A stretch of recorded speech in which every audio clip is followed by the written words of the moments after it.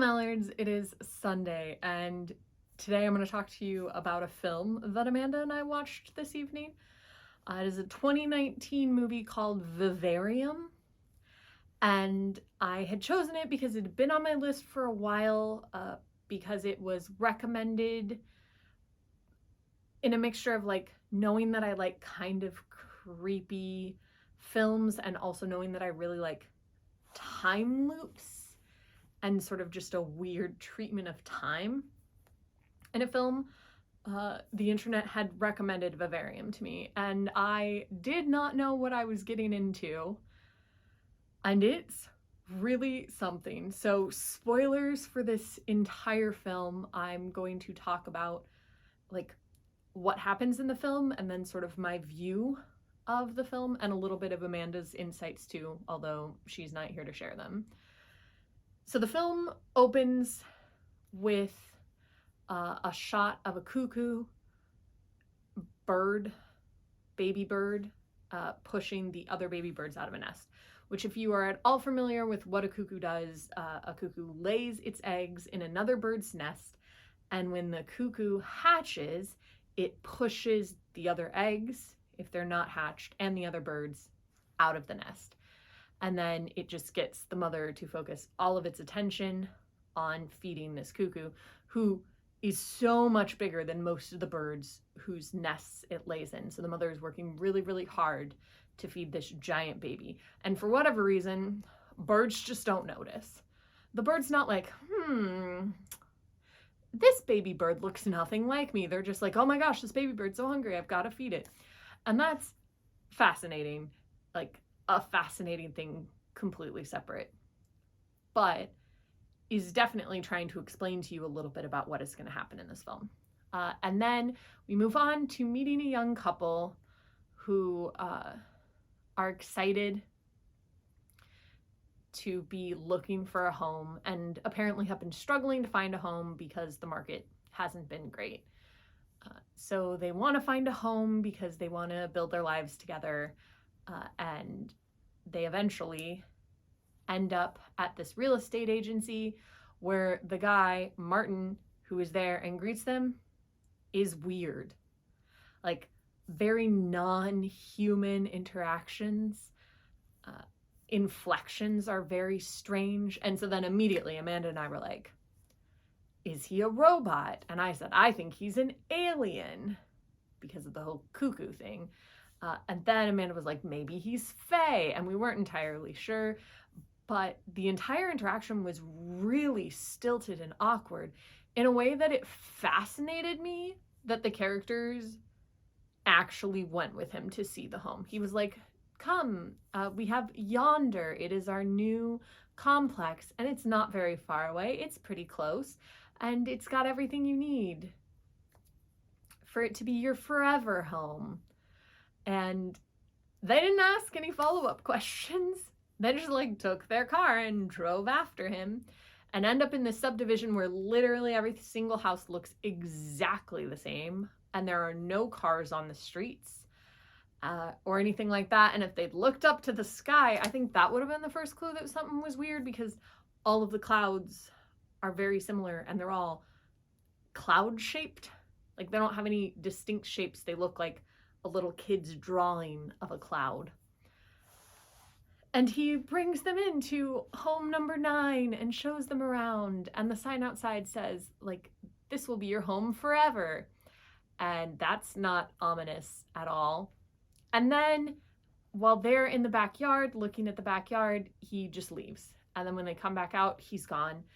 And they get in their car and they're like, okay, it's fine, we'll just turn around and leave. And they can't find their way out of the subdivision. And so they end up driving around until their car dies. And then eventually realize something that Amanda and I both realized earlier, which is that they have a giant ladder, and use that ladder to climb onto the roof. And it is revealed that it's nothing but houses for all eternity. And that's creepy. But they're not done being creepy, because people just stuck in this abandoned housing development would be interesting, but ultimately kind of boring. So the best way to up the stakes, a mysterious package appears with food in it. It's just a cardboard box that has food in it. Whereas previously the only food they had was champagne and strawberries in the fridge, which had been offered to them as like a welcome to your home gift. And they were like, we don't need that. We're not buying this home. We're just looking. And they remark immediately that the food tastes like nothing, which for me put a point in the aliens category. But for Amanda, put a point in the robots category, because like robots can't taste. The debate continued. And so they got food. They decided they were frustrated with the food and frustrated with the situation. And so they instead burned the house down so that they wouldn't keep circling back and finding it. And then they fell asleep outside watching the house burn. And when they woke up the next morning, it was really, really foggy. And there was another cardboard box. And from this cardboard box came cries. And inside of it was a baby. And then the fog lifted and across was the house. And so now, like Amanda and I were like, okay, we've gotten to the premise. Like we've gotten to the cuckoo.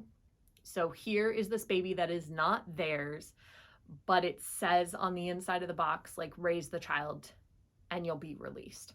And so now they've got to take care of this strange baby boy and like raise it. And it gets weird immediately. Like the husband has very little interest in the child from go, but the wife like still cares about a life, even though they don't really know what it is. And then we as the audience like hop forward in time, and it's like a 7 or 8 year old kid, I would say. But then you learn from the kid being measured that it's only been 98 days, so a little over 3 months, which is the obvious clue that this is not a human child. I would say that the growth also lent away from robots. So now we were firmly in the aliens camp. And just the way that this film is shot and the kind of creepiness of the whole thing is the film itself is really oppressive. And that's what's happening to the characters. And I thought that it was really well done. And it's interesting to see how they're reacting to everything and the different reactions that the two characters have, and like trying to get out of the place. How do you deal with this kid? Do you treat it like a kid? Like, is that what you need to do in order to get out? But also the kid is really weird. Leaning back to the robotics, it can perfectly imitate their voices and like repeats arguments that they were having to them and stuff like that. And the kid is watching them all the time. Like literally always watching. Like they're in bed at night and he has the door slightly open and he's just watching them. It's very, very, very unsettling. But you can also see, despite the fact that the wife constantly insists to the kid, I am not your mother, she very much is taking on a motherly role. Like she helps him get dressed, she gives him food, she's teaching him things, she's spending time with him. Like she very clearly is mothering him, even if she's not his mother. And that's an interesting question throughout the film, and I sort of wonder if she had just accepted and been like, yes, I am your mother, if things would have turned out differently. Anyway, they start to go crazy, as you might if you lived in a house with this really strange child who's growing up too fast and is definitely like top peak levels of unsettling at all times. And also there are no other people around. And the only thing there is mysterious cardboard boxes that get delivered, and then you fill them with all of your trash and then they disappear. And you can't go anywhere because there's nowhere to go, which is where I fell on the like alien spaceship idea. But you really can't be sure until the husband accidentally like burns away part of the grass, and the grass is fake. It was astroturf from the beginning, and they sort of knew that. Everything is kind of fake. Like it's really quiet there. There aren't really any smells. Nothing tastes like anything. Like it's very sterile. But he had cigarettes, and he accidentally like burns a hole and then finds dirt underneath it. And then he becomes obsessed with digging a hole in the ground. And so that's just what he's doing day and night while she's sort of taking care of this kid. And the like split that the two of them have is really sad, but also really obvious, where like he no longer pays attention to the kid at all and does not care, and is just like very focused on this, thinking he's gonna get out.